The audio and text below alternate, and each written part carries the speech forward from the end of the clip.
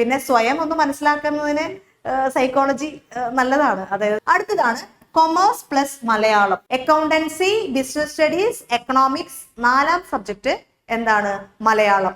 Then അടുത്തത് English. ഇനി state സിലബസിലാണെങ്കിൽ നിങ്ങൾക്ക് ഈ മലയാളം ഓൾറെഡി നിങ്ങളുടെ ഇൻക്ലൂഡഡ് ആണ്. ഞാൻ CBSE കാര്യത്തിലാണ് ഈ പറഞ്ഞത്.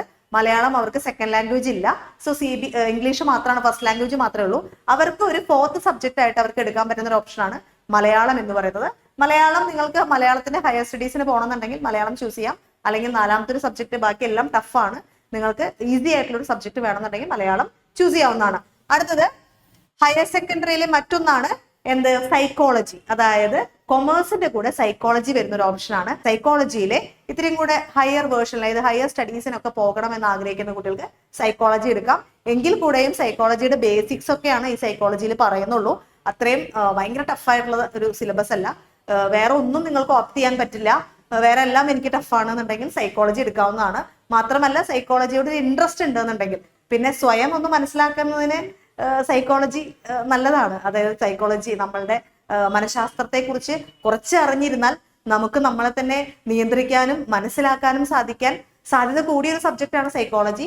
സോ ഒരു സെൽഫ് ഡെവലപ്മെന്റിന് സാധ്യമാവുന്ന ഒരു സബ്ജക്റ്റ് ആയിട്ടും കൂടെ ഞാൻ സൈക്കോളജിയെ പറയും. പഠിക്കാൻ കുറച്ചുകൂടി സിമ്പിൾ ആയിട്ടാണ് എനിക്ക് തോന്നിയിരിക്കുന്നത്. അടുത്തത് IP ആൻഡ് കമ്പ്യൂട്ടർ. ഈ IP കമ്പ്യൂട്ടർ സയൻസ് ഞാൻ ഒരേ വരിയിൽ എഴുതിയെന്ന് വിചാരിച്ചിട്ട് ഇത് രണ്ടും സെയിം ആണെന്ന് വിചാരിക്കരുത്. IP എന്ന് പറഞ്ഞാൽ ടോട്ടലി ഡിഫറെന്റ് ആണ്. ഇതിൽ കുറച്ചുകൂടി എളുപ്പമാണെന്ന് പറയാം. കമ്പ്യൂട്ടർ വിഭാഗത്തിൽ നോക്കുമ്പോൾ കുറച്ചുകൂടി എളുപ്പമാണ് IT പഠിക്കാനായിട്ട്. കമ്പ്യൂട്ടർ എന്ന് പറയുന്നത് കമ്പ്യൂട്ടർ സയൻസിലെ കമ്പ്യൂട്ടർ ആണ്. ഇത് രണ്ടും 2 ടെക്സ്റ്റ് ബുക്കാണ്. NCERTയുടെ ടെക്സ്റ്റ് ബുക്ക് രണ്ടും 2ആണ്. സോ അതുകൊണ്ട് ഇത് നിങ്ങൾ 2 ബുക്കും ഒന്ന് നോക്കിയിട്ട് അതിന്റെ ഇൻഡെക്സ് നോക്കി അല്ലെങ്കിൽ സിലബസ് നോക്കിയിട്ട് കൃത്യമായിട്ട് എന്താണ് ഉൾപ്പെടുന്നത്, നിങ്ങൾ എന്താണ് ആഗ്രഹിക്കുന്നത് എന്ന് നോക്കിയിട്ട് വേണം ഇത് സെലക്ട് ചെയ്യാനായിട്ട്. രണ്ടും ഒന്നല്ല. ഓക്കെ, കുറച്ചുകൂടി എളുപ്പമായിട്ട് കുട്ടികൾ പറയാറുള്ളത് IP-നെയാണ്. കമ്പ്യൂട്ടർ സയൻസ് അല്ലെങ്കിൽ കമ്പ്യൂട്ടറുമായി ബന്ധപ്പെട്ട് നെക്സ്റ്റ് BCA MCA അങ്ങനെയൊക്കെ പോകാൻ ആഗ്രഹിക്കുന്ന കുട്ടികളാണെങ്കിൽ നിങ്ങൾ കമ്പ്യൂട്ടർ ചൂസ് ചെയ്യാനാണ് ഞാൻ പറയാ. IP ചൂസ് ചെയ്യരുത്. എന്നാൽ കൊമേഴ്സിന്റെ കൂടെ അത്യാവശ്യം കമ്പ്യൂട്ടർ പഠിച്ച് മുന്നോട്ട് പോകണം എന്ന് ആഗ്രഹിക്കുന്ന കുട്ടികളാണ്, അല്ലെങ്കിൽ എത്തി എളുപ്പത്തിൽ പോയാൽ മതി എന്ന് ആഗ്രഹിക്കുന്ന കുട്ടികളാണെങ്കിൽ IP ആണ് നിങ്ങൾക്ക് എടുക്കാൻ സ്യൂട്ടബിൾ ആയിട്ടുള്ളത്.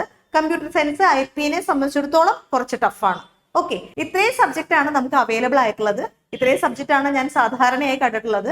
ഇനി ഏതെങ്കിലും സ്കൂളിൽ മറ്റേതെങ്കിലും ഓപ്ഷൻസ് അവൈലബിൾ ആണെന്നുണ്ടെങ്കിൽ താഴെ നിങ്ങൾ കമന്റ് ചെയ്യുക. ഞാൻ അതിന്റെ എക്സ്പ്ലനേഷനും നിങ്ങൾക്ക് തരുന്നതായിരിക്കും.